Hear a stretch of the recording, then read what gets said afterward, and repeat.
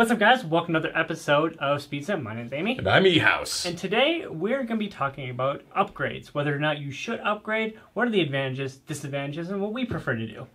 Yeah, this is a subject that it's a topic that comes up all the time. We always get people asking us, what upgrades should we do? What upgrades do we have? What upgrades are worth it? Are super upgraded guns worth it? Are super upgraded guns unfair? Or do, just upgrades, all this kind of stuff.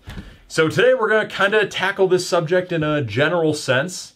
And yeah, so I think to start, upgrades really depend on what platform you're starting with and what you're doing with that platform.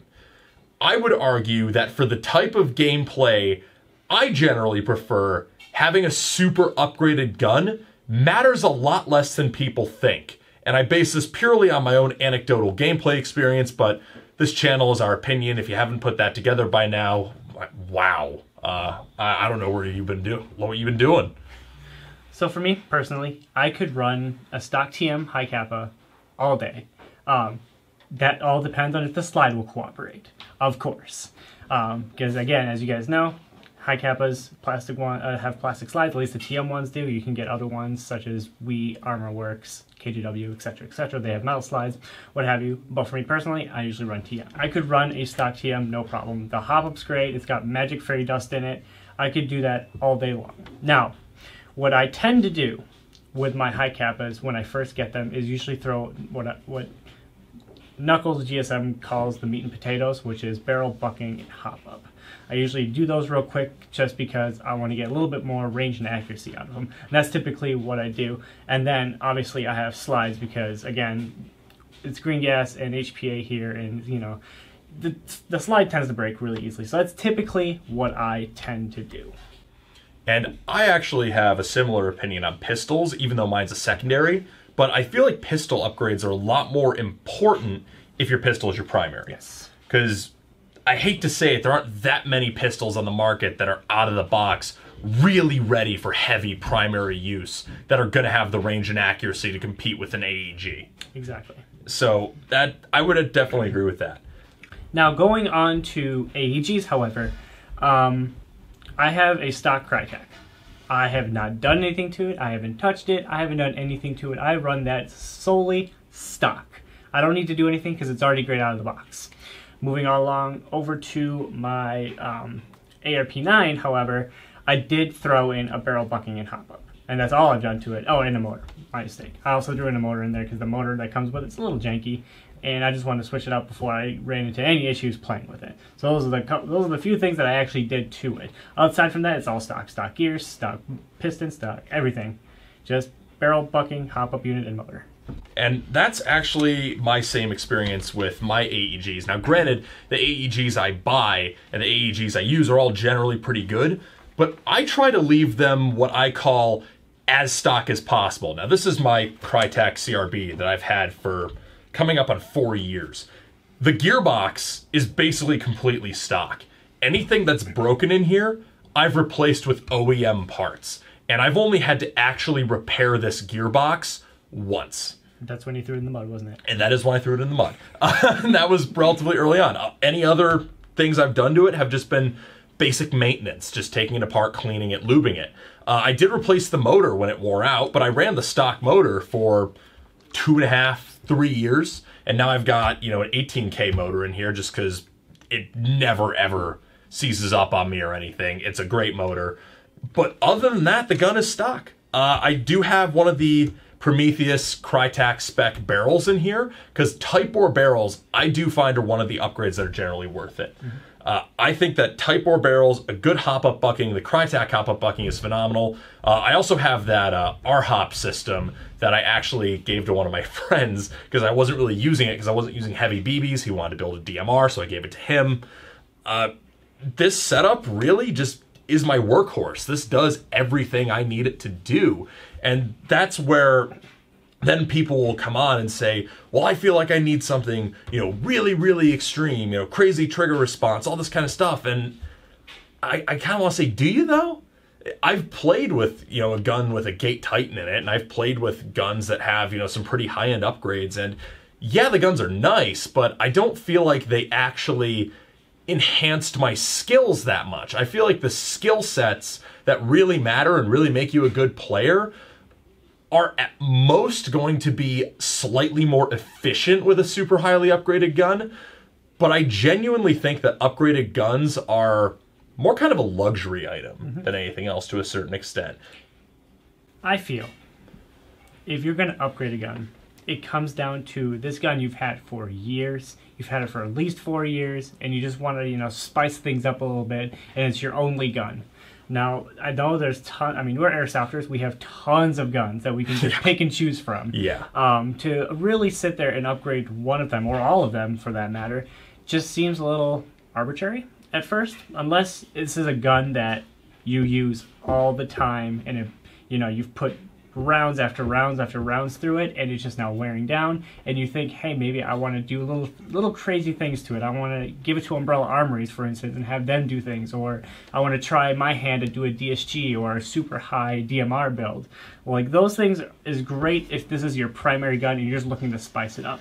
Right out of the gate, you don't need to. I always tell people, especially for high capas, because I get that question a lot, is what should I do to it?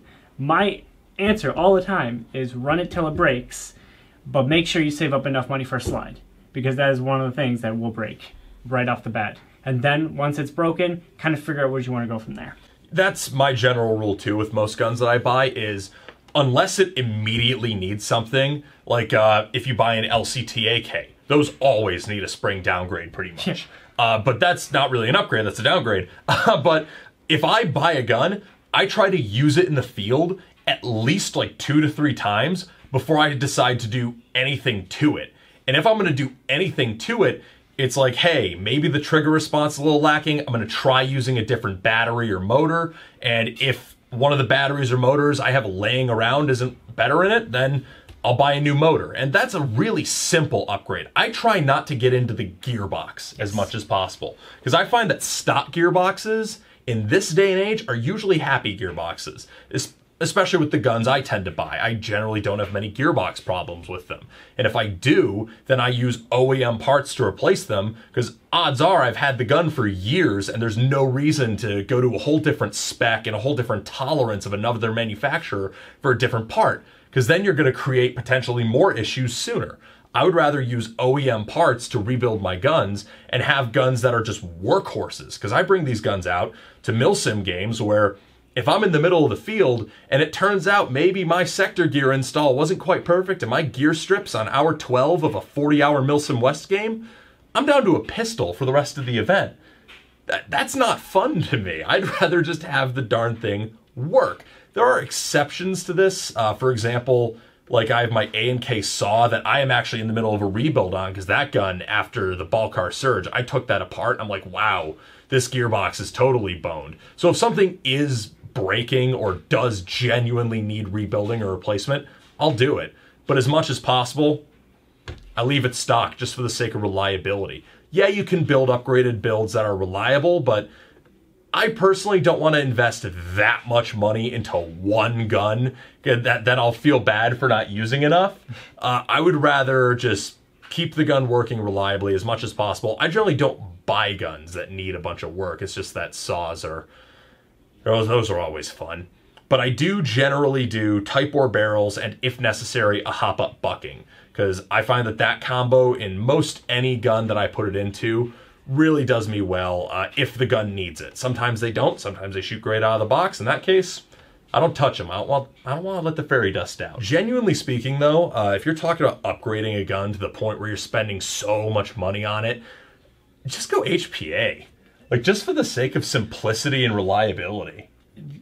Yes, especially when it comes down to if you're doing speakeasy tournaments or you're doing some sort of competition where you need that gun to work every single time.